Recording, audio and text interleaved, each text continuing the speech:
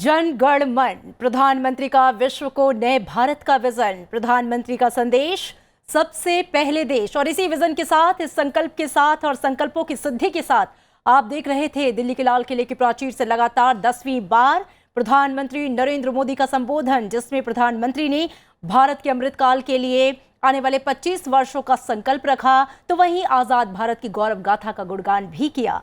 आज लाल किले की प्राचीर से प्रधानमंत्री ने नए भारत को संबोधित किया और 2047 तक भारत को विकसित भारत बनाने का संकल्प लिया। नमस्कार, स्वागत है आप सभी का।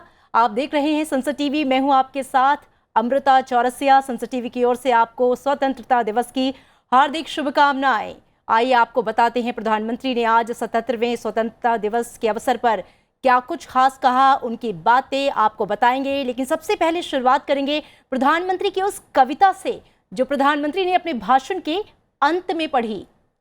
चलता चलाता काल चक्र, चलता चलाता काल चक्र, अमृत काल का भाल चक्र, चलता चलाता काल चक्र, अमृत काल का भाल चक्र।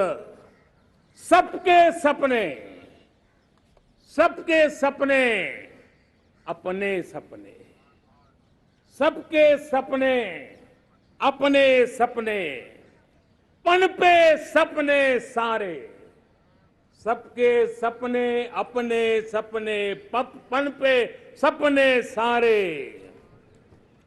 धीर चले वीर चले, धीर चले वीर चले, चले युवा हमारे। धीर चले वीर चले, चले युवा हमारे। नीति सही, नीति सही, रीति नहीं, नीति सही रीति नहीं, गति सही, गति सही राह नहीं, गति सही राह नहीं। चुनो चुनो चुनौती, चुनो चुनौती सीना तान, चुनो चुनौती सीना तान। जग में बढ़ाओ देश का नाम, चुनो चुनौती सीना तान, जग में बढ़ाओ देश का नाम।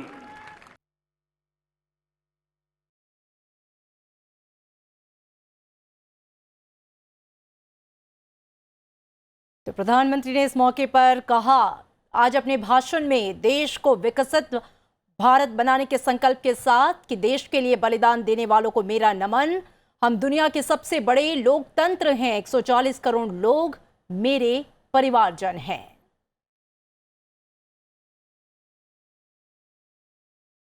प्रधानमंत्री ने कहा कि 25,000 जन औषधि केंद्र खोले गए, विश्वकर्मा योजना का ऐलान किया गया, 75,000 अमृत सरोवर बनाने का काम चल रहा है। 5 साल में टॉप 3 इकोनॉमी होगा भारत। आपने सरकार फॉर्म करके मोदी को रिफॉर्म करने की ताकत दी।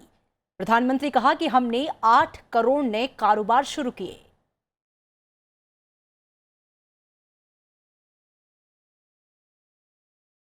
तो प्रधानमंत्री ने आज बताया कि कैसे आज हमारे पास जनशक्ति, जनतंत्र और विविधता की त्रिवेणी है। यह हमारे हर सपने को साकार करने का सामर्थ्य रखती है। भारत युवाओं का देश है और इस बात पर प्रधानमंत्री ने गर्व जताया। गांवों में 2 करोड़ लखपति दीदी बनाने का मेरा सपना है। प्रधानमंत्री ने कहा कि हमारी बेटियों की सुरक्षा, सामाजिक पारिवारिक दायित्व, हमारे पास जनशक्ति, जनतंत्र और विविधता की त्रिवेणी है। इस मौके पर आज अपने भाषण में प्रधानमंत्री ने कहा कि चंद्रयान की गति हो, मून मिशन की बात हो, ये मोदी है जो समय से पहले नई संसद बनाकर दे दिया। निर्धारित लक्ष्यों को पार करने वाली सरकार है। इतना ही नहीं, प्रधानमंत्री ने देश को बताया कि आज कैसे भारत ग्लोबल साउथ की आवाज बन रहा है। विमेन सेल्फ ग्रुप की महिलाओं को हम ड्रोन चलाने की ट्रेनिंग देंगे। और कृषि की बात करें तो कृषि के काम में ड्रोन की सेवाएं उपलब्ध हों, इसकी हम शुरुआत करेंगे। प्रधानमंत्री ने अपना संकल्प दोहराया और कहा कि 2014 में हम वैश्विक अर्थव्यवस्था में दूसरे नंबर पर थे। भारत आज दुनिया की 5वीं सबसे बड़ी अर्थव्यवस्था है। देश की आर्थिक समृद्धि से सिर्फ तिजोरी नहीं भरती, बल्कि देश का सामर्थ्य बढ़ता है।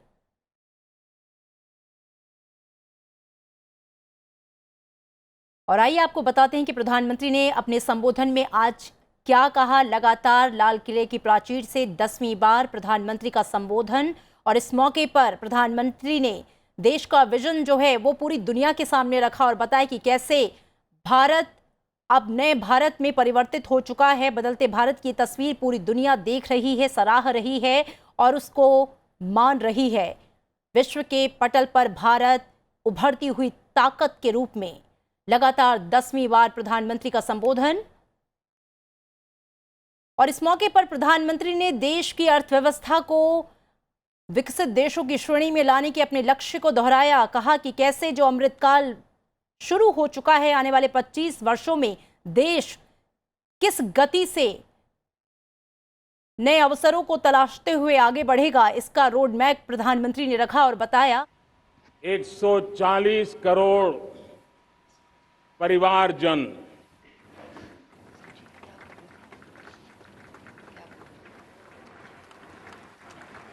दुनिया का सबसे बड़ा लोकतंत्र, और अब बहुत लोगों का अभिप्राय है कि जनसंख्या की दृष्टि से भी हम विश्व में नंबर 1 पर है। इतना बड़ा विशाल देश, 140 करोड़ देश कि मेरे भाई बहन, मेरे परिवारजन आज आजादी का पर्व मना रहे हैं। मैं देश के कोटि कोटि जनों को, देश और दुनिया में भारत को प्यार करने वाले, भारत का सम्मान करने वाले, भारत का गौरव करने वाले कोटि कोटि जनों को आजादी के इस महान पवित्र पर्व की अनेक अनेक शुभकामनाएं देता हूं। मेरे प्यारे परिवारजन, पूज्य बापू के नेतृत्व में असहयोग का आंदोलन, सत्याग्रह की मूवमेंट और भगत सिंह, सुखदेव, राजगुरु जैसे अनगिनत वीरों का बलिदान, उस पीढ़ी में शायद ही कोई व्यक्ति होगा जिसने देश की आजादी में अपना योगदान न दिया हो। मैं आज देश की आजादी के जंग में जिन जिन ने योगदान दिया है,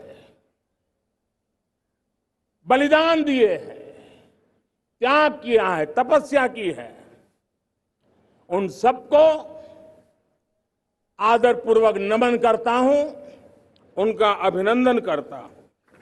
आज 15 अगस्त महान क्रांतिकारी और अध्यात्म जीवन के ऋषितुल्य प्रणेता श्री अरबिंदो की 150वीं जयंती पूर्ण हो रही है।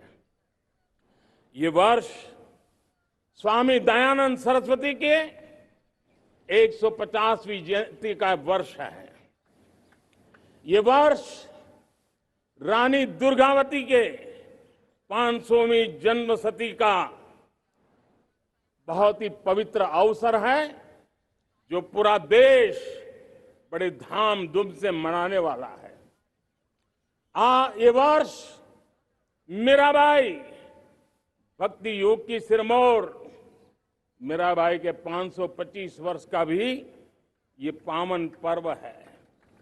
ये बार जो 26 जनवरी हम मनाएंगे, वो हमारे गणतंत्र दिवस की 75वीं वर्षगांठ होगी।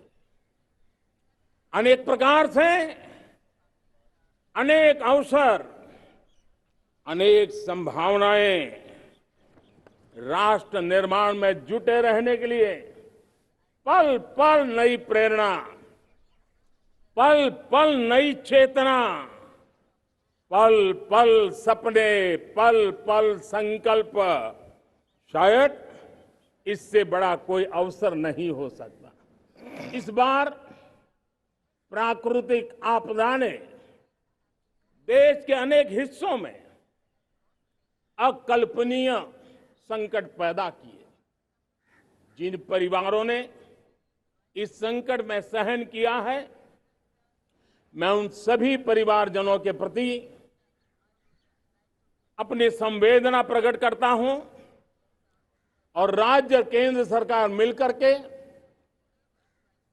उन सभी संकटों से जल्दी से मुक्त होकर के फिर तेज गति से आगे बढ़ेंगे, ये मैं विश्वास दिलाता हूं।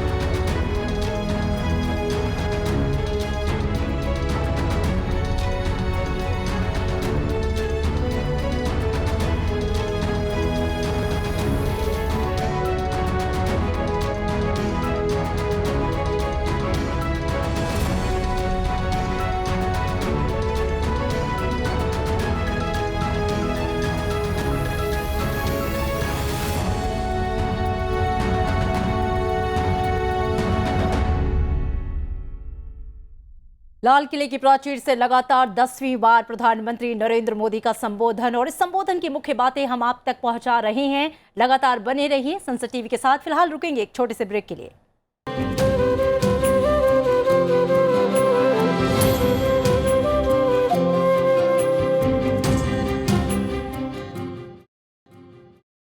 ब्रेक के बाद स्वागत है आपका। आइए आपको बताते हैं कि प्रधानमंत्री ने अपने संबोधन में और क्या कुछ खास कहा।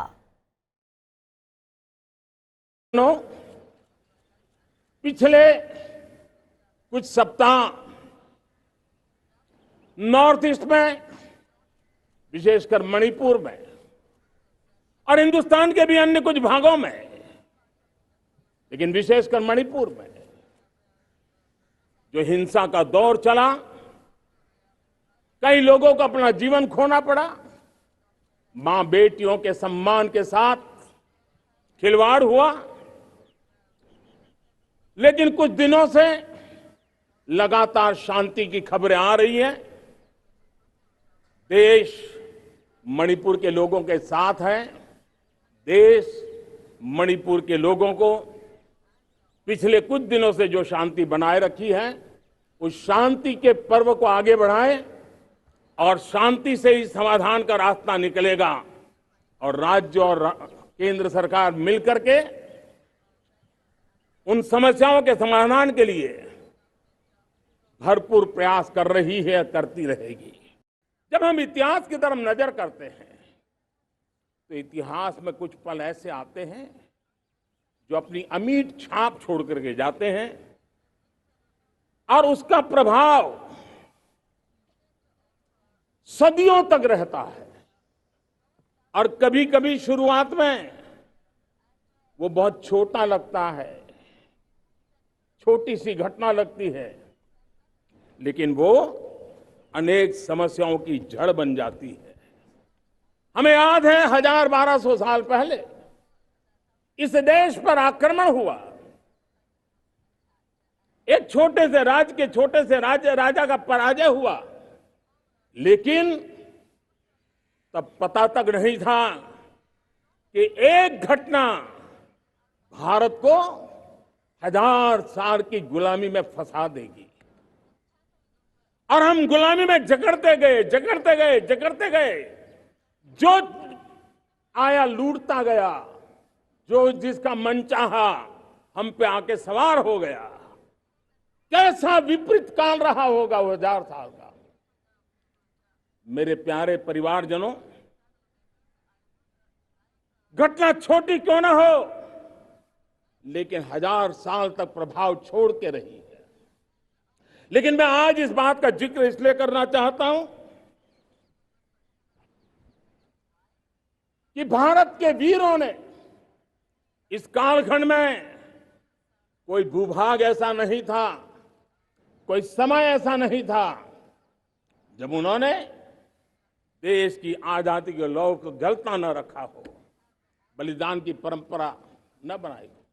मां भारती बेड़ियों से मुक्त होने के लिए उठ खड़ी हुई थी, जंजीरों को झकझोर रही थी, और देश की नारी शक्ति, देश की युवा शक्ति, देश के किसान, देश के गांव के लोग, मजदूर, कोई हिंदुस्तानी ऐसा नहीं था जो आजादी के सपने को लेकर के जीता न हो। आजादी को पाने के लिए मर मिटने के लिए तैयार होने वालों की एक बड़ी फौज तैयार हो गई थी।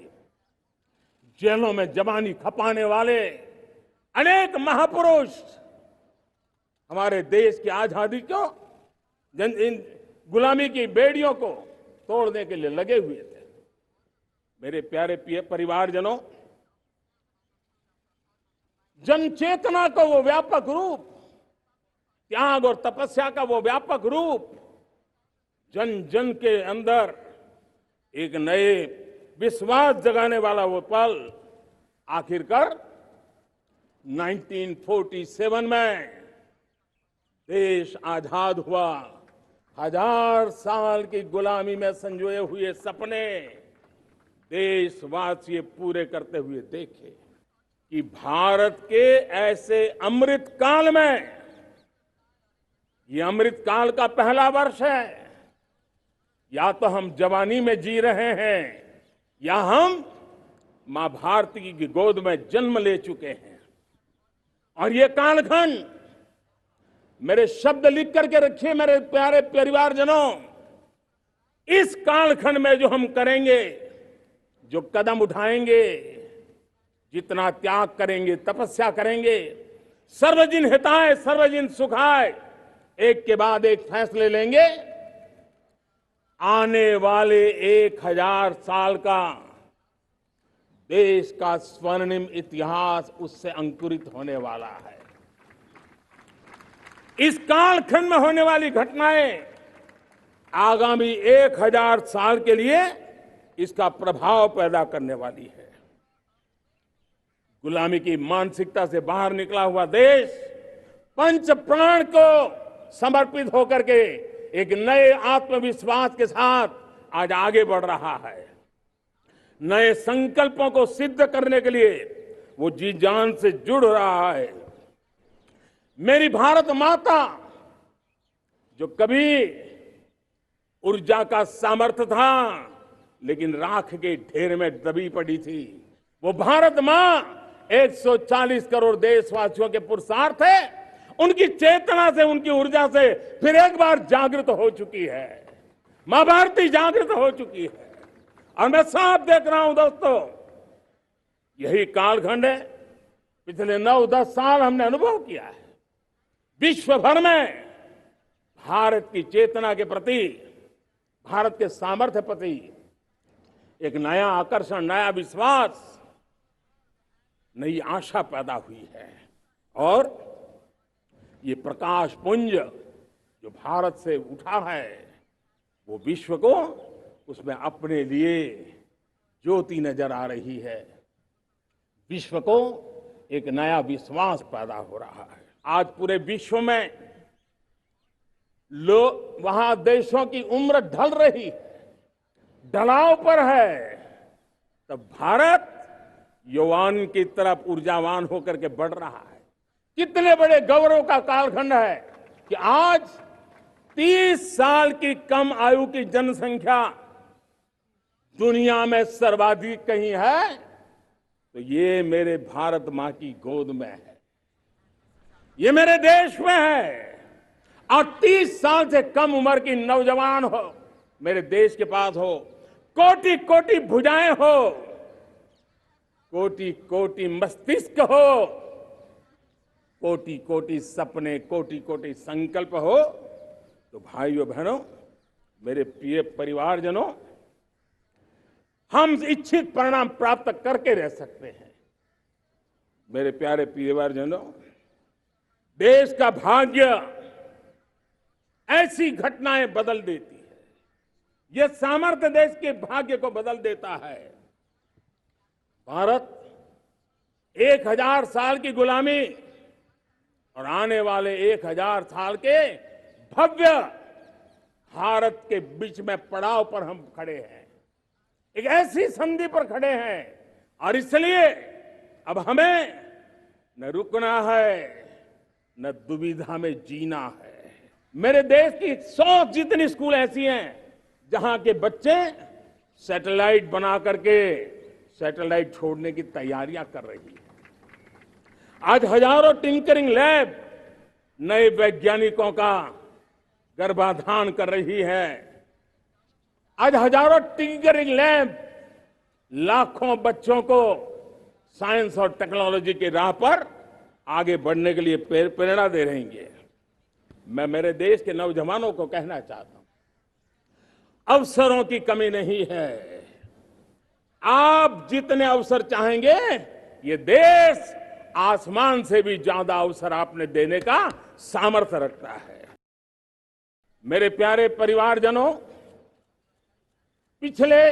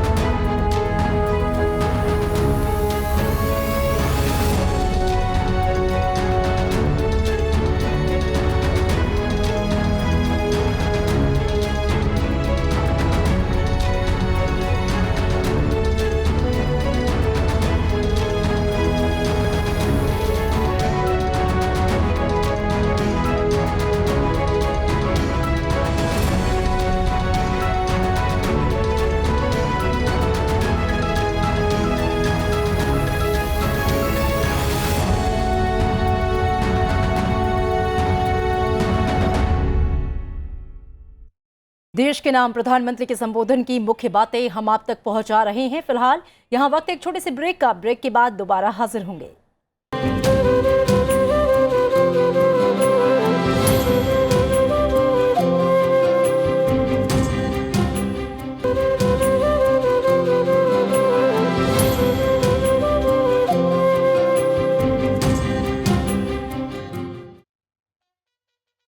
और आइए सीधा रुख करते हैं। लोकसभा अध्यक्ष ओम बिरला अपने आवास पर झंडारोहण कर रहे हैं। सीधी तस्वीरें आप तक पहुंचाते हैं।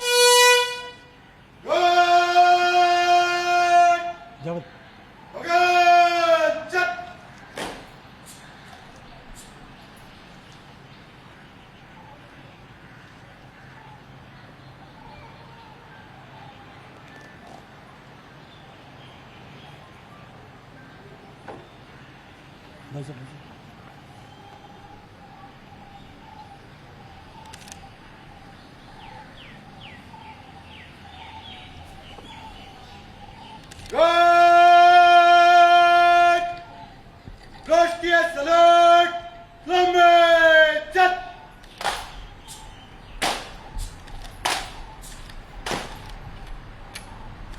जन गण मन अधिनायक जय हे भारत भाग्य विधाता।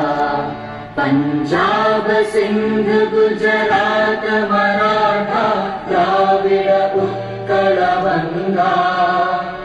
विंध्य हिमाचल यमुना गंगा उच्चल जगधि तरंगा। तब शुभ नामे जागे तब शुभ आशीष मांगे। गाहे तब जय गाथा जन गण मंगल दायक जय हे भारत भाग्य विधाता। जय हे जय हे जय हे जय जय जय जय हे।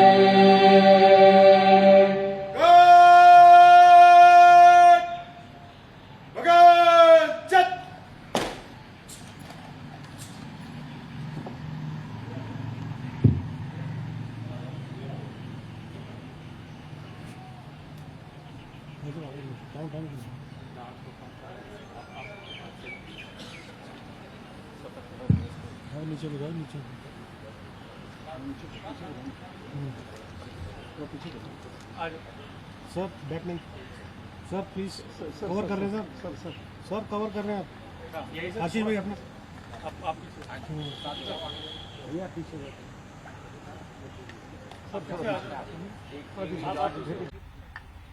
मेजर पीछे हो गए। सर को कवर मत करो प्लीज।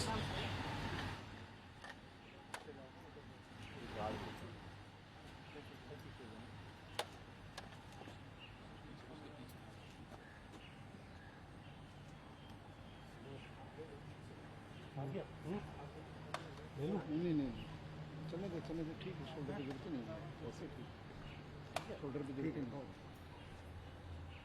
हो गया। और भाई यहीं पे दूँगी। हाँ यहीं पे लेंगे भाई। हाँ वीडियो करना वाइट के करोगे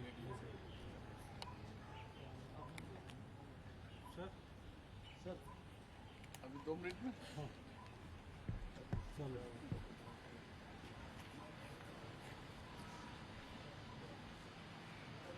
नहीं करवा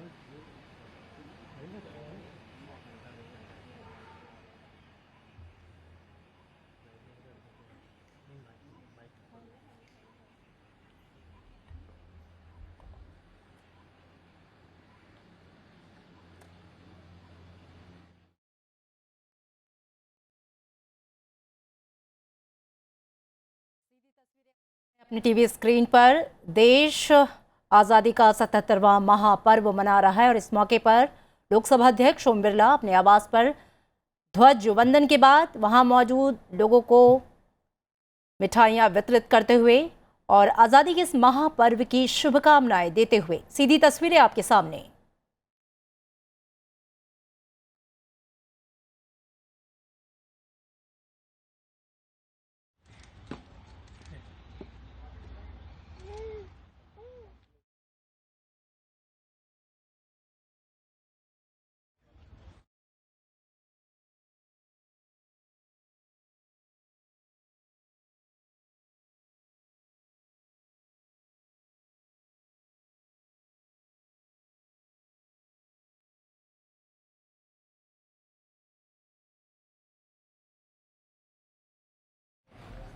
सर इधर स्टैंड बाय, एक मिनट भाई, ओके।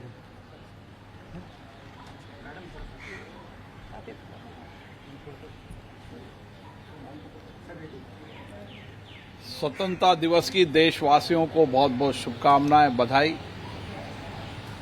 ये स्वतंत्रता दिवस अमृत काल के अंदर हम सबके लिए संकल्प का, नए विचारों का, नए उत्साह का, नए विकसित भारत बनाने का स्वतंत्रता दिवस है। मुझे आशा है संपूर्ण देशवासी सामूहिकता के साथ मिलकर सब अपने अपने कर्तव्य दायित्वों को निभाते हुए जो विकसित भारत का हमारा सपना है, उस विकसित भारत के सपने को पूरा करेंगे। मैं स्वतंत्रता दिवस की बहुत बहुत शुभकामनाएं देता हूं और लोगों से अपील करता हूं कि उस समय देश के हर नागरिक ने स्वतंत्रता की लड़ाई लड़ी थी। आज हमको विकसित भारत बनाने के लिए सामूहिकता से, व्यक्तिगत रूप से भी इस संकल्प के साथ जुड़ना है और स्वतंत्रता सेनानियों और बलिदानियों की प्रेरणा हमारे इस कार्य में मदद करेगी। स्वतंत्रता दिवस की बहुत बहुत शुभकामनाएं, बहुत बहुत बधाई। और सब बढ़िया।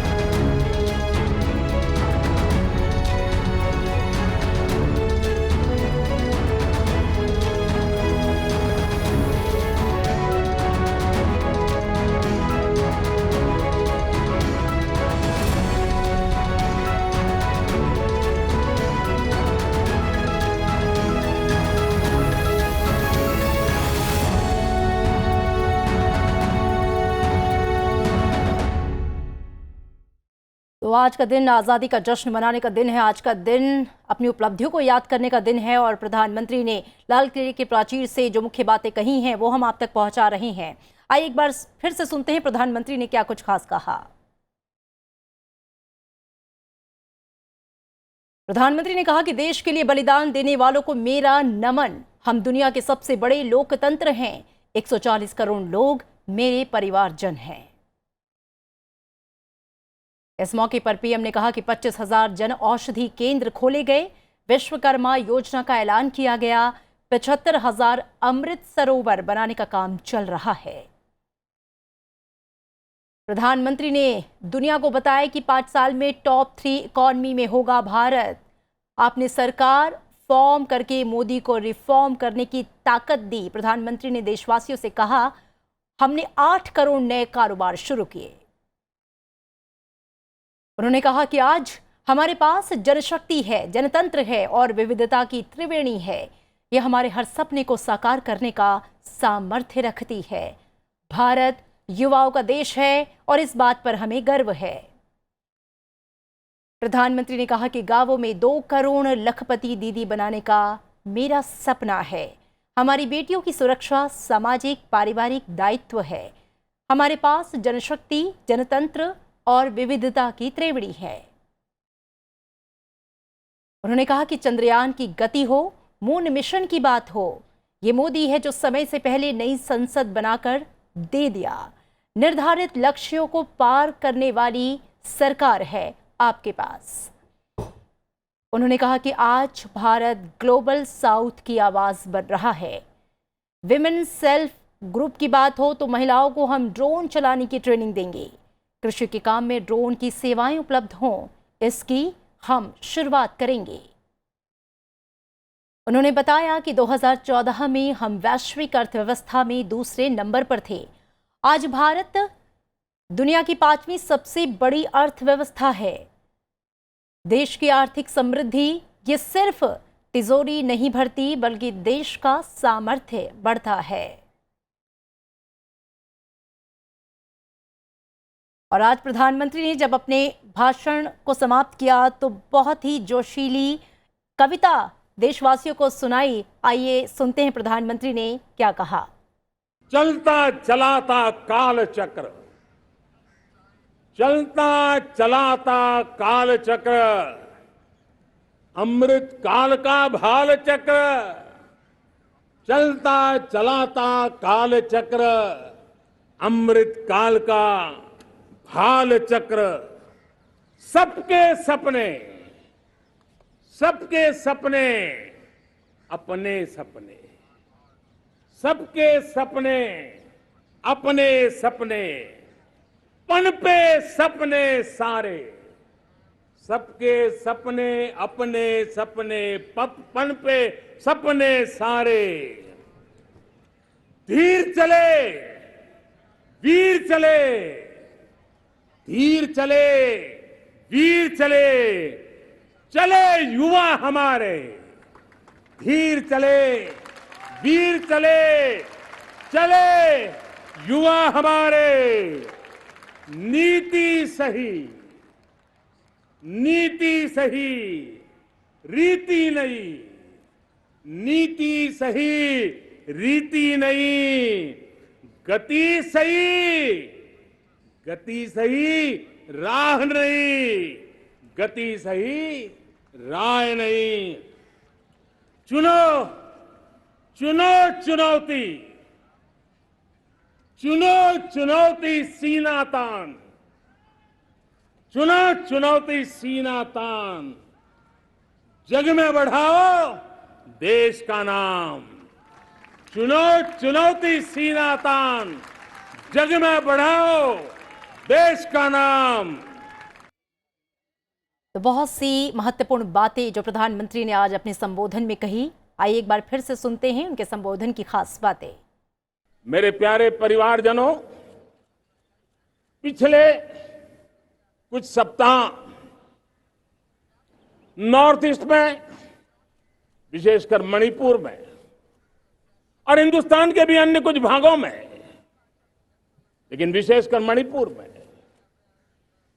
जो हिंसा का दौर चला, कई लोगों को अपना जीवन खोना पड़ा। मां बेटियों के सम्मान के साथ खिलवाड़ हुआ। लेकिन कुछ दिनों से लगातार शांति की खबरें आ रही हैं। देश मणिपुर के लोगों के साथ है। देश मणिपुर के लोगों को पिछले कुछ दिनों से जो शांति बनाए रखी है, उस शांति के पर्व को आगे बढ़ाएं और शांति से ही समाधान का रास्ता निकलेगा। और राज्य और केंद्र सरकार मिलकर के उन समस्याओं के समाधान के लिए भरपूर प्रयास कर रही है, करती रहेगी। जब हम इतिहास की तरफ नजर करते हैं तो इतिहास में कुछ पल ऐसे आते हैं जो अपनी अमिट छाप छोड़ करके जाते हैं और उसका प्रभाव सदियों तक रहता है। और कभी कभी शुरुआत में वो बहुत छोटा लगता है, छोटी सी घटना लगती है, लेकिन वो अनेक समस्याओं की जड़ बन जाती है। हमें याद है 1000-1200 साल पहले इस देश पर आक्रमण हुआ। एक छोटे से राज्य के छोटे से राजा का पराजय हुआ, लेकिन तब पता तक नहीं था कि एक घटना भारत को 1000 साल की गुलामी में फंसा देगी। और हम गुलामी में जकड़ते गए, जो आया लूटता गया, जो जिसका मन चाहा हम पे आके सवार हो गया। कैसा विपरीत काल रहा होगा वो 1000 साल का। मेरे प्यारे परिवारजनों, घटना छोटी क्यों ना हो, लेकिन 1000 साल तक प्रभाव छोड़ के रही है। लेकिन मैं आज इस बात का जिक्र इसलिए करना चाहता हूं कि भारत के वीरों ने इस कालखंड में कोई भूभाग ऐसा नहीं था, कोई समय ऐसा नहीं था जब उन्होंने देश की आजादी के लौ को गलता न रखा हो, बलिदान की परंपरा न बनाई।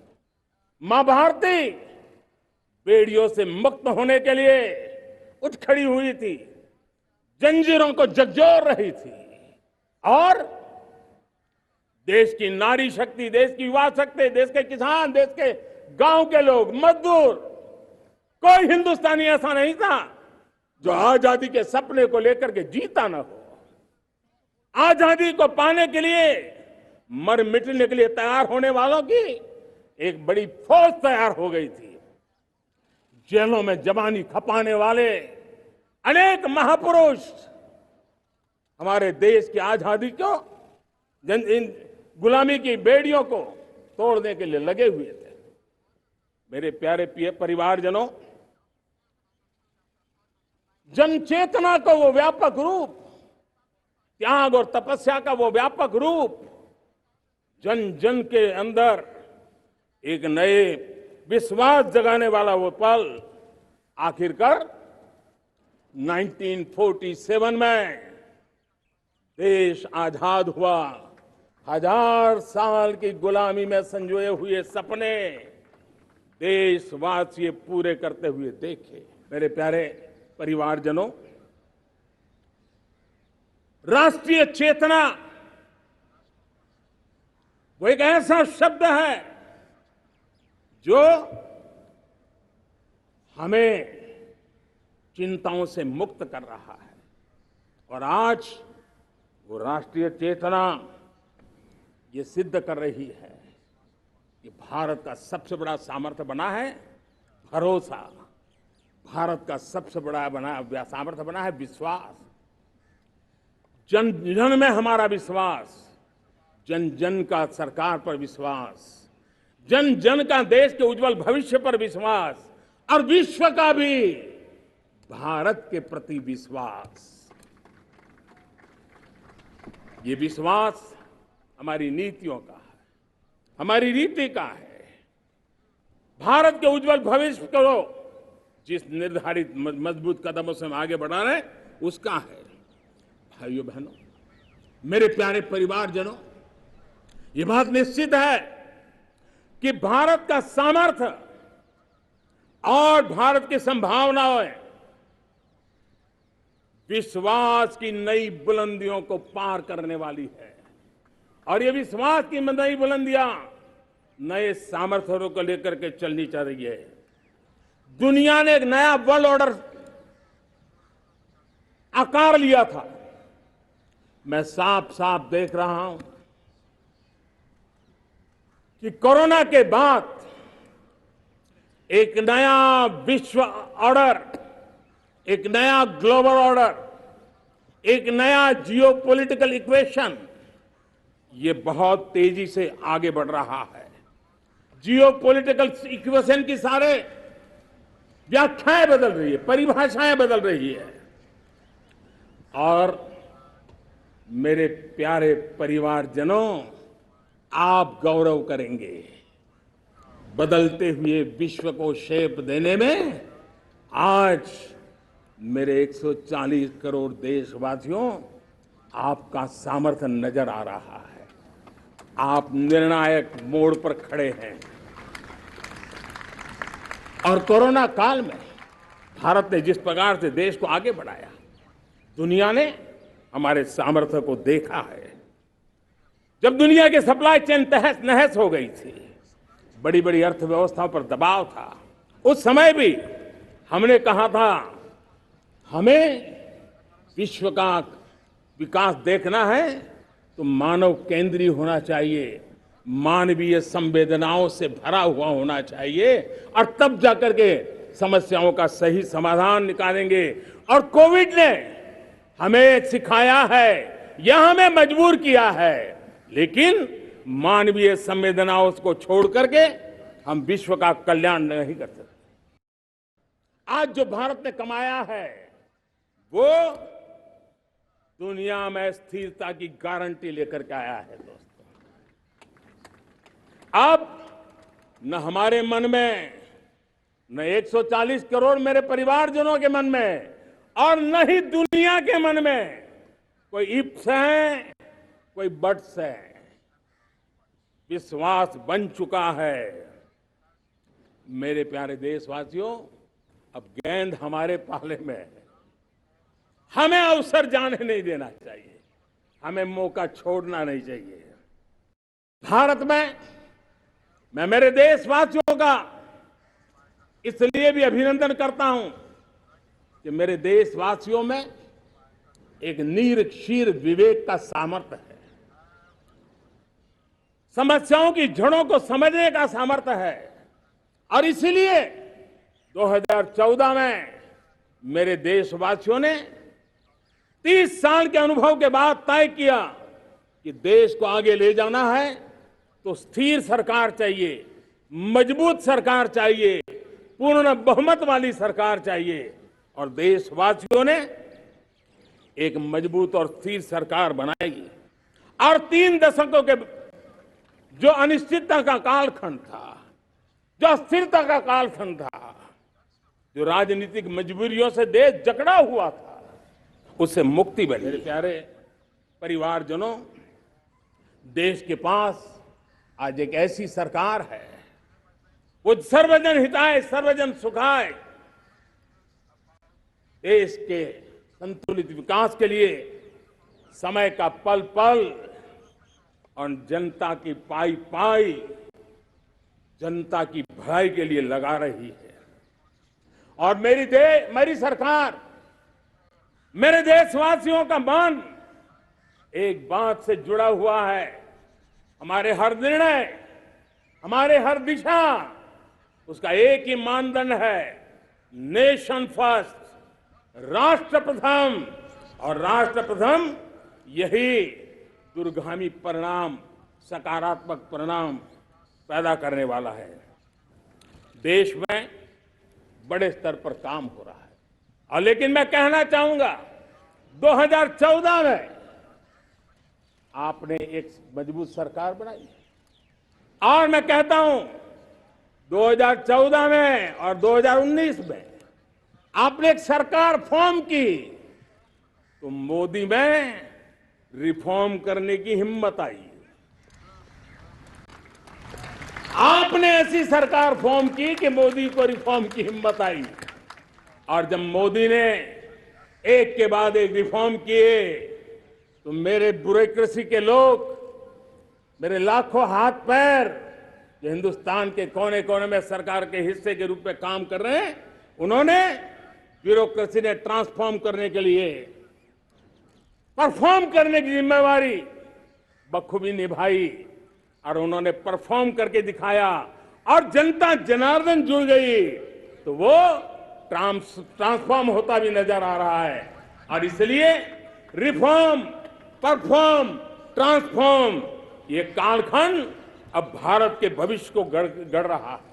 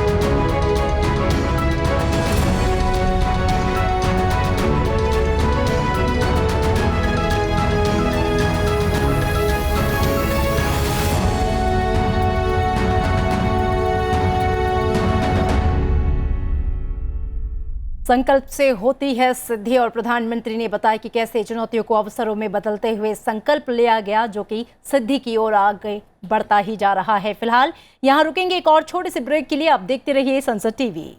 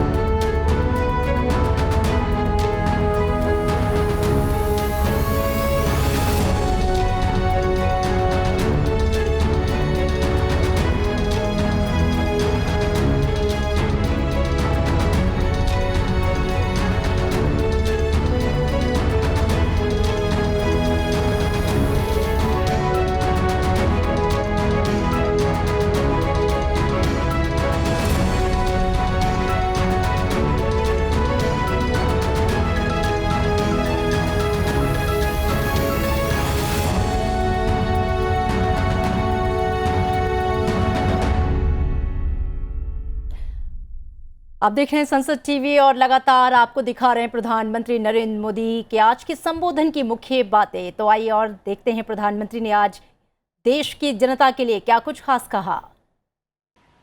140 करोड़ परिवारजन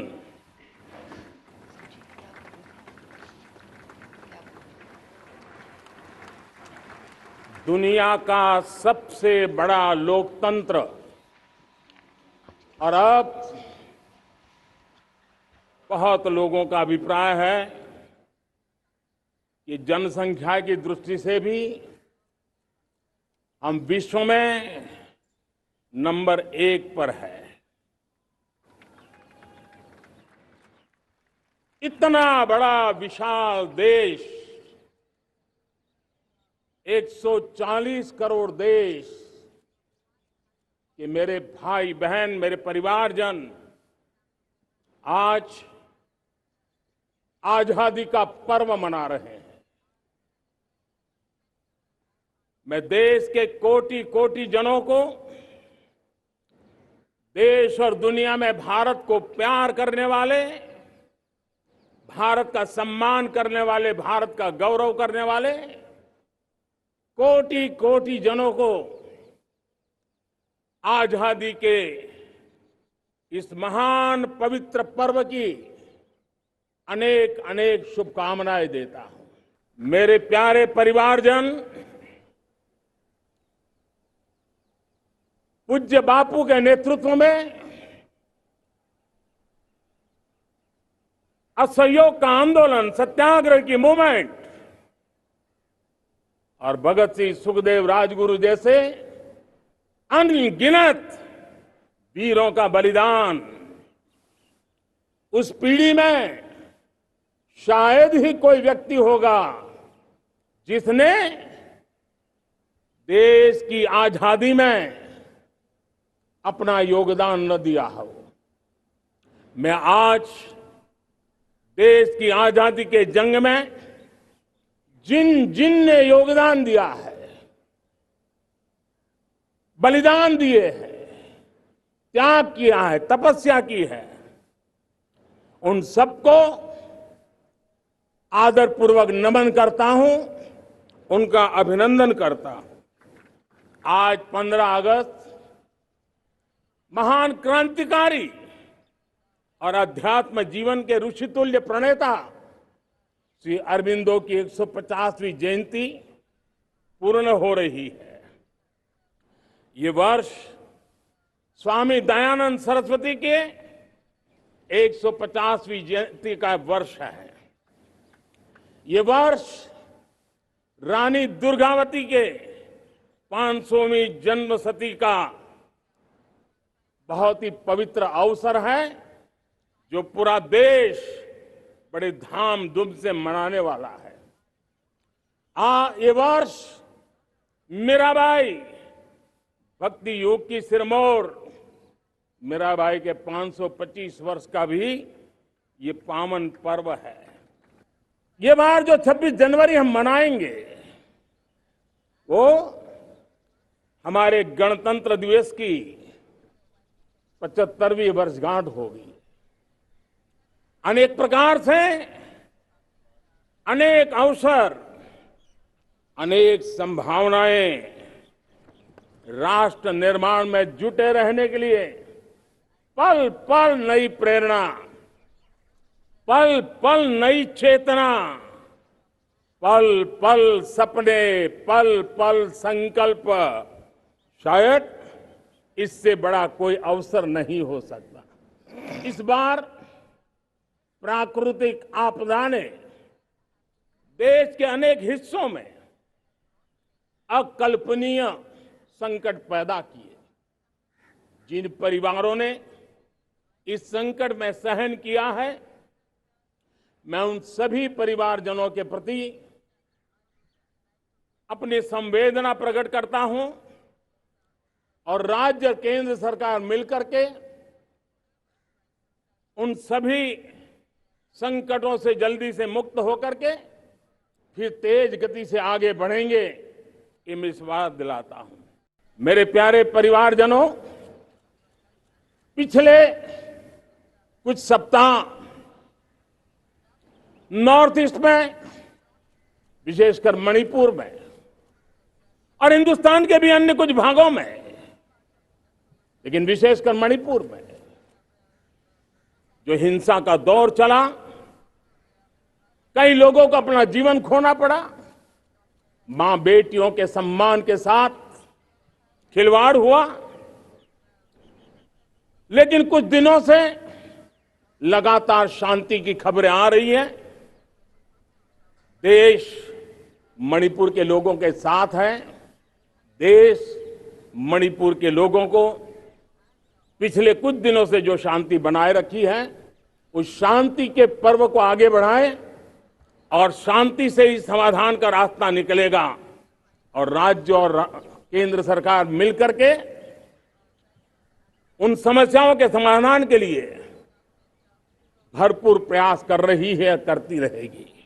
जब हम इतिहास की तरफ नजर करते हैं तो इतिहास में कुछ पल ऐसे आते हैं जो अपनी अमिट छाप छोड़ करके जाते हैं और उसका प्रभाव सदियों तक रहता है। और कभी कभी शुरुआत में वो बहुत छोटा लगता है, छोटी सी घटना लगती है, लेकिन वो अनेक समस्याओं की जड़ बन जाती है। हमें याद है 1000-1200 साल पहले इस देश पर आक्रमण हुआ। एक छोटे से राज्य के छोटे से राजा का पराजय हुआ, लेकिन तब पता तक नहीं था कि एक घटना भारत को 1000 साल की गुलामी में फंसा देगी। और हम गुलामी में जकड़ते गए, जो आया लूटता गया, जो जिसका मन चाहा हम पे आके सवार हो गया। कैसा विपरीत काल रहा होगा वो 1000 साल का। मेरे प्यारे परिवारजनों, घटना छोटी क्यों ना हो, लेकिन 1000 साल तक प्रभाव छोड़ के रही है। लेकिन मैं आज इस बात का जिक्र इसलिए करना चाहता हूं कि भारत के वीरों ने इस कालखंड में कोई भूभाग ऐसा नहीं था, कोई समय ऐसा नहीं था जब उन्होंने देश की आजादी के लौ को गलता न रखा हो, बलिदान की परंपरा न बनाई हो। मां भारती बेड़ियों से मुक्त होने के लिए उठ खड़ी हुई थी, जंजीरों को झकझोर रही थी और देश की नारी शक्ति, देश की युवा शक्ति, देश के किसान, देश के गांव के लोग, मजदूर, कोई हिंदुस्तानी ऐसा नहीं था जो आजादी के सपने को लेकर के जीता न हो। आजादी को पाने के लिए मर मिटने के लिए तैयार होने वालों की एक बड़ी फौज तैयार हो गई थी। जेलों में जवानी खपाने वाले अनेक महापुरुष हमारे देश की आजादी को, इन गुलामी की बेड़ियों को तोड़ने के लिए लगे हुए थे। मेरे प्यारे परिवारजनों, जन चेतना का वो व्यापक रूप, त्याग और तपस्या का वो व्यापक रूप, जन जन के अंदर एक नए विश्वास जगाने वाला वो पल आखिरकार 1947 में देश आजाद हुआ। 1000 साल की गुलामी में संजोए हुए सपने देशवासी पूरे करते हुए देखे कि भारत के ऐसे अमृत काल में, ये अमृत काल का पहला वर्ष है, या तो हम जवानी में जी रहे हैं या हम मां भारती की गोद में जन्म ले चुके हैं। और ये कालखंड, मेरे शब्द लिख करके रखिए मेरे प्यारे परिवारजनों, इस कालखंड में जो हम करेंगे, जो कदम उठाएंगे, जितना त्याग करेंगे, तपस्या करेंगे, सर्वजन हिताय सर्वजन सुखाय, एक के बाद एक फैसले लेंगे, आने वाले 1000 साल का देश का स्वर्णिम इतिहास उससे अंकुरित होने वाला है। इस कालखंड में होने वाली घटनाएं आगामी 1000 साल के लिए इसका प्रभाव पैदा करने वाली है। गुलामी की मानसिकता से बाहर निकला हुआ देश पंच प्राण को समर्पित होकर के एक नए आत्मविश्वास के साथ आज आगे बढ़ रहा है। नए संकल्पों को सिद्ध करने के लिए वो जी जान से जुड़ रहा है। मेरी भारत माता, जो कभी ऊर्जा का सामर्थ्य था लेकिन राख के ढेर में दबी पड़ी थी, वो भारत मां 140 करोड़ देशवासियों के पुरुषार्थ है, उनकी चेतना से, उनकी ऊर्जा से फिर एक बार जागृत हो चुकी है। मां भारती जागृत हो चुकी है। और मैं साफ देख रहा हूं दोस्तों, यही कालखंड है, पिछले 9-10 साल हमने अनुभव किया है। विश्व भर में भारत की चेतना के प्रति, भारत के सामर्थ्य प्रति एक नया आकर्षण, नया विश्वास, नई आशा पैदा हुई है। और ये प्रकाश पुंज जो भारत से उठा है, वो विश्व को उसमें अपने लिए ज्योति नजर आ रही है। विश्व को एक नया विश्वास पैदा हो रहा। आज पूरे विश्व में लोग, वहां देशों की उम्र ढल रही है, ढलाव पर है, तब भारत यौवन की तरफ ऊर्जावान होकर के बढ़ रहा है। कितने बड़े गौरव का कालखंड है कि आज 30 साल की कम आयु की जनसंख्या दुनिया में सर्वाधिक कहीं है तो ये मेरे भारत मां की गोद में है, ये मेरे देश में है। और 30 साल से कम उम्र की नौजवान हो, मेरे देश के पास हो, कोटि कोटि भुजाएं हो, कोटि कोटि मस्तिष्क हो, कोटि कोटि सपने, कोटि कोटि संकल्प हो, तो भाइयों बहनों, मेरे प्रिय परिवारजनों, हम इच्छित परिणाम प्राप्त करके रह सकते हैं। मेरे प्यारे परिवारजनों, देश का भाग्य ऐसी घटनाएं बदल देती है। यह सामर्थ्य देश के भाग्य को बदल देता है। भारत 1000 साल की गुलामी और आने वाले 1000 साल के भव्य भारत के बीच में पड़ाव पर हम खड़े हैं। एक ऐसी संधि पर खड़े हैं और इसलिए अब हमें न रुकना है, न दुविधा में जीना है। मेरे देश की 100 जितनी स्कूल ऐसी हैं जहां के बच्चे सैटेलाइट बना करके सैटेलाइट छोड़ने की तैयारियां कर रही हैं। आज हजारों टिंकरिंग लैब नए वैज्ञानिकों का गर्भाधान कर रही है। आज हजारों टिंकरिंग लैब लाखों बच्चों को साइंस और टेक्नोलॉजी की राह पर आगे बढ़ने के लिए प्रेरणा दे रही है।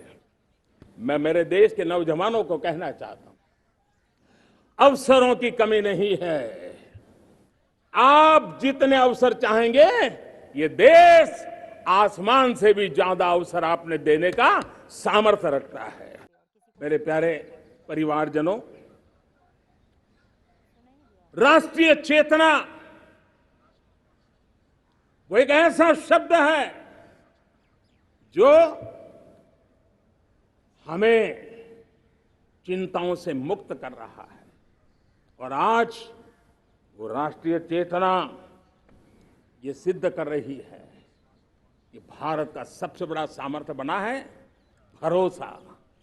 भारत का सबसे बड़ा सामर्थ्य बना है विश्वास।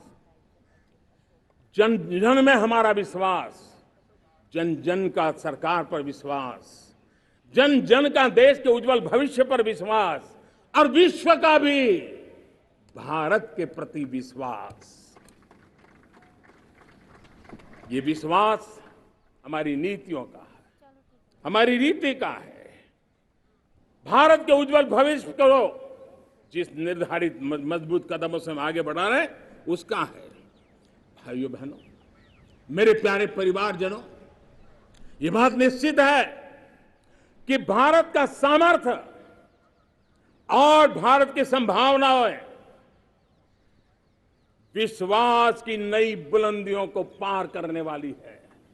और ये विश्वास की नई बुलंदियां नए सामर्थ्यों को लेकर के चलनी चाह रही है।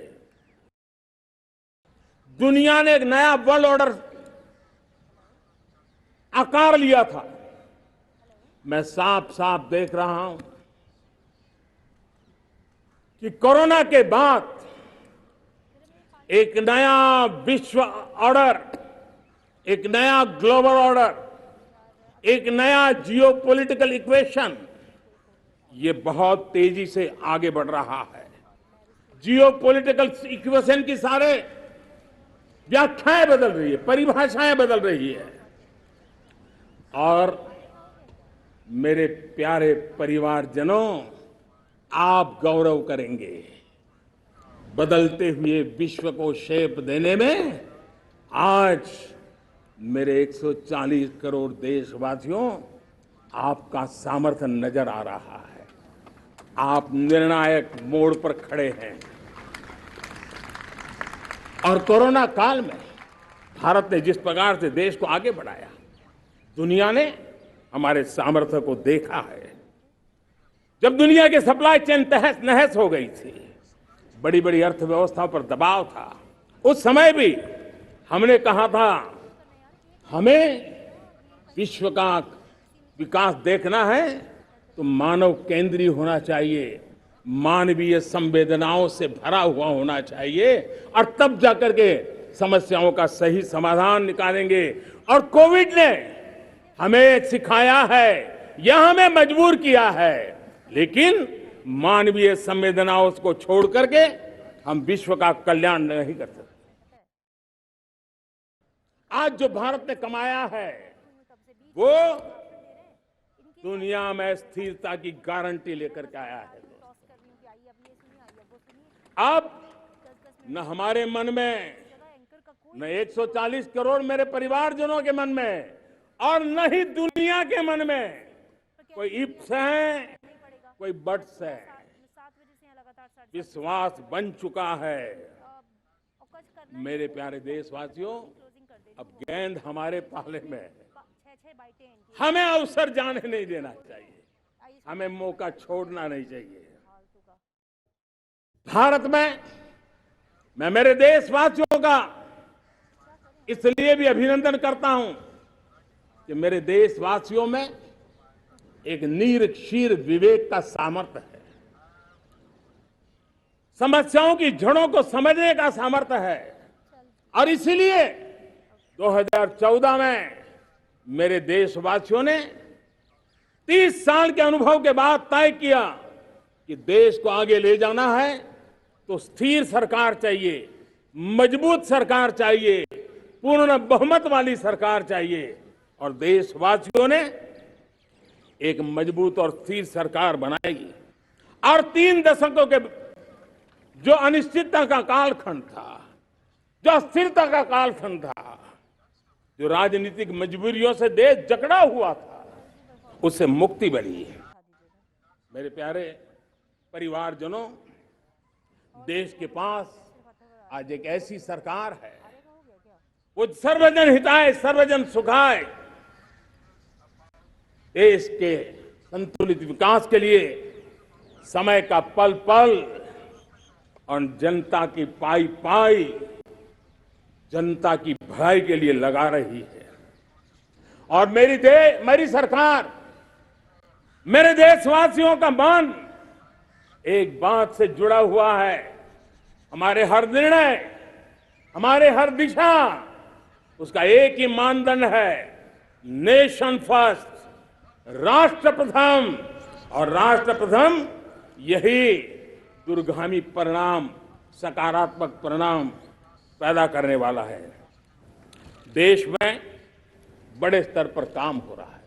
और लेकिन मैं कहना चाहूंगा, 2014 में आपने एक मजबूत सरकार बनाई, और मैं कहता हूं 2014 में और 2019 में आपने एक सरकार फॉर्म की, तो मोदी में रिफॉर्म करने की हिम्मत आई।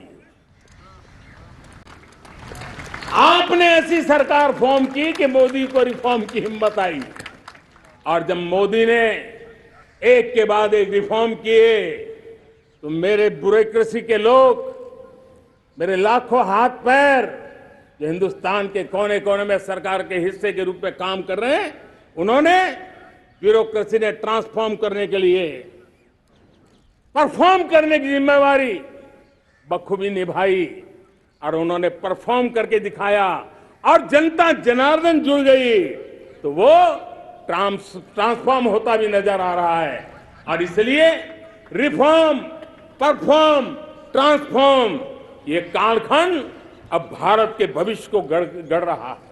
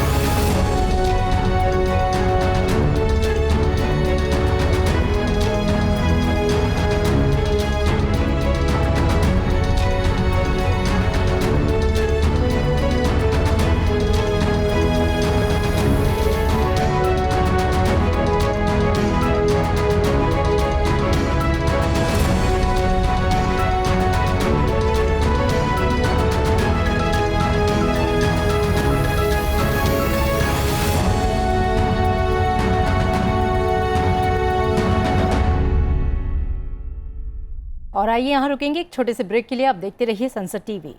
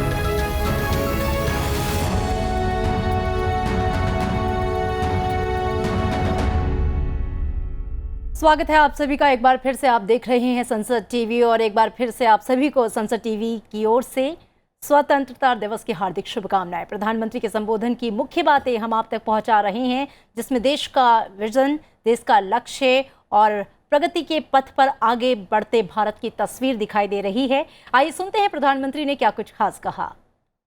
हमने जल शक्ति मंत्रालय बनाया। ये जल शक्ति मंत्रालय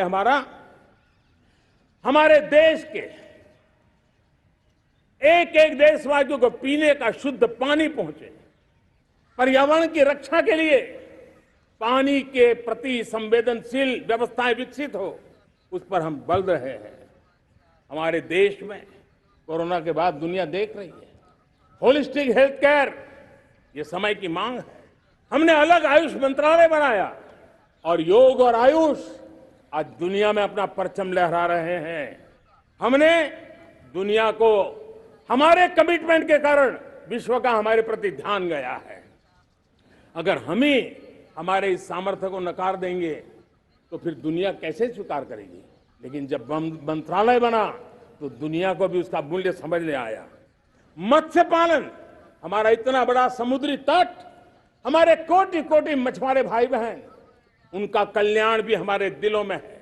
और इसलिए हमने अलग से मत्स्य पालन को लेकर के, पशुपालन को लेकर के, डेयरी को लेकर के अलग मंत्रालय की रचना की, ताकि समाज के जिस वर्ग के लोग पीछे रह गए उनको हम साथ लें। सरकारी अर्थव्यवस्था के हिस्से होते हैं, लेकिन समाज की अर्थव्यवस्था का एक बड़ा हिस्सा है कोऑपरेटिव मूवमेंट। उसको बल देने के लिए, उसको आधुनिकता लाने के लिए और देश के कोने कोने में लोकतंत्र की एक सबसे बड़ी इकाई को मजबूत करने के लिए हमने अलग कोऑपरेटिव मंत्रालय बनाया और वो हमारी सहकारी संस्थाएं उसका जाल बिछा रहा है, ताकि गरीब से गरीब की वहां सुनवाई हो, उसकी आवश्यकताओं की पूर्ति हो और वो भी राष्ट्र के विकास की योगदान में एक छोटी इकाई का हिस्सा बनकर के उसमें वो योगदान दे रखें। हमने सहकार से समृद्धि का रास्ता अपनाया है। मेरे प्यारे परिवारजनों, जब हम लोग 14 में आए थे तो हम वैश्विक अर्थव्यवस्था में 10वें नंबर पर थे और आज 140 करोड़ देशवासियों का पुरुषार्थ रंग लाया है कि हम विश्व की अर्थव्यवस्था में 5वें नंबर पर पहुंच चुके हैं। और ये ऐसे ही नहीं हुआ है। जो एक भ्रष्टाचार का राक्षस देश को दबोचे हुए थे, लाखों करोड़ के घोटाले अर्थव्यवस्था को डामाडोल कर रहे थे, गवर्नेंस फ्रेजाइल फाइल में देश की पहचान होने लगी थी, लीकेजेस को हमने बंद किया, मजबूत अर्थव्यवस्था बनाई, हमने गरीब कल्याण के लिए ज्यादा से ज्यादा धन खर्चने का प्रयास किया। और आज मैं देशवासियों को बताना चाहता हूं कि जब देश आर्थिक रूप से समृद्ध होता है तो सिर्फ तिजोरी नहीं बढ़ती है, देश का सामर्थ्य बढ़ता है, देशवासियों का सामर्थ्य बढ़ता है। और तिजोरी का पाई पाई अगर ईमानदारी से जनता जनार्दन के लिए खर्च करने का संकल्प लेने वाली सरकार हो तो परिणाम के साथ है। मैं 10 साल का हिसाब तिरंगे की साक्षी में लाल किले की प्राचीर से मेरे देशवासियों को दे रहा हूं। आंकड़े देख करके आपको लगेगा इतना बड़ा बदलाव, इतना बड़ा सामर्थ्य। 10 साल पहले राज्यों को 30 लाख करोड़ रुपए भारत सरकार की तरफ से जाते थे। पिछले 9 साल में यह आंकड़ा 100 लाख करोड़ पर पहुंचा है। पहले स्थानीय निकाय के विकास के लिए भारत सरकार के खजाने से 70,000 करोड़ रुपया जाता था, आज वो 3 लाख करोड़ से भी ज्यादा जा रहा है। पहले गरीबों के घर बनाने के लिए 90,000 करोड़ रुपया खर्च होता था, आज वो 4 गुना होकर के 4 लाख करोड़ से भी ज्यादा खर्च गरीबों के घर बनाने के लिए हो रहा है। पहले गरीबों को यूरिया सस्ता मिले, जो यूरिया की बैग दुनिया के कुछ बाजारों में 3,000 में बिकती है, वो यूरिया की बैग मेरे किसानों को 300 में मिले। और इसलिए देश की सरकार 10 लाख करोड़ रुपया मेरे किसानों की यूरिया में सब्सिडी दे रहा है। मुद्रा योजना 20 लाख करोड़ रुपए, उससे भी ज्यादा मेरे देश के नौजवानों को स्वरोजगार के लिए, अपने व्यवसाय के लिए, अपने कारोबार के लिए दिए हैं। 8 करोड़ लोगों ने नया कारोबार शुरू किया है। और 8 करोड़ लोगों ने कारोबार शुरू किया है तो नहीं, हर कारोबारी ने एक या दो लोगों को रोजगार दिया है। 8 से 10 करोड़ नए लोगों को रोजगार देने का सामर्थ्य ये मुद्रा योजना से लाभ लेने वाले 8 करोड़ नागरिकों का रहा है। एमएसएमई को करीब 3.5 लाख करोड़ रुपए की मदद से कोरोना के संकट में भी उनको डूबने नहीं दिया, मरने नहीं दिया, उनको एक ताकत दी है। 1 रैंक 1 पेंशन मेरे देश के सेना के जवानों का एक सम्मान का विषय था। 70,000 करोड़ रुपया भारत की तिजोरी से आज पहुंचा है, मेरे निवृत्त सेना के नायकों के जेब में, उनके परिवार में पहुंचा है। सभी कैटेगरी में, मैंने तो कुछ ही गिनाए, मैं ज्यादा समय लेना नहीं चाहता। हर कैटेगरी में पहले की तुलना में अनेक गुना धन देश के विकास के लिए, कोने कोने में रोजगार पैदा करने के लिए, पाई पाई का उपयोग भारत का भाग्य बदलने के लिए हो, और इसलिए हमने काम किया है। इतना ही नहीं, हमने इन सारे प्रयासों का परिणाम है कि आज 5 साल के मेरे कार्यकाल में, 5 साल के कार्यकाल में, 5 साल में 13.5 करोड़ मेरे गरीब भाई बहन गरीबी की जंजीरों को तोड़ करके न्यू मिडिल क्लास के रूप में बाहर आए हैं। जीवन का इससे बड़ा कोई संतोष नहीं होता। मेरे प्यारे प्रिय परिवारजनों, और जब 13.5 करोड़ लोग गरीबी की इस मुसीबतों से बाहर निकलते हैं, तो कैसी कैसी योजनाएं उनको मदद दी है। उनको आवास योजना का लाभ मिलना, पीएम स्वनिधि से 50,000 करोड़ रुपया रेहड़ी पटरी वालों तक पहुंचाया है। आने वाले दिनों में, आने वाली विश्वकर्मा जयंती पर एक कार्यक्रम हम लागू करेंगे। इस विश्वकर्मा जयंती पर हम करीब 13-15 हजार करोड़ रुपया से जो परंपरागत कौशल्य से रहने वाले लोग, जो औजार से और अपने हाथ से काम करने वाला वर्ग है, ज्यादातर ओबीसी समुदाय से, हमारे सुथार हो, हमारे सोनार हो, हमारे राजमिस्त्री हो, हमारे कपड़े धोने वाले काम करने वाले लोग हो, हमारे बाल काटने वाले भाई बहन परिवार हो, ऐसे लोगों को एक नई ताकत देने के लिए हम आने वाले महीने में विश्वकर्मा जयंती पर विश्वकर्मा योजना लॉन्च करेंगे और करीब 13-15 हजार करोड़ से उसका प्रारंभ करेंगे। चलता चलाता काल चक्र, चलता चलाता काल चक्र, अमृत काल का भाल चक्र, चलता चलाता काल चक्र, अमृत काल का भाल चक्र। सबके सपने, सबके सपने, अपने सपने, सबके सपने, अपने सपने, पनपे सपने सारे, सबके सपने, अपने सपने, पनपे सपने सारे। धीर चले, वीर चले, धीर चले, वीर चले, चले युवा हमारे। धीर चले, वीर चले, चले युवा हमारे। नीति सही, नीति सही, रीति नहीं, नीति सही, रीति नहीं, गति सही, गति सही, राह नहीं, गति सही, राह नहीं।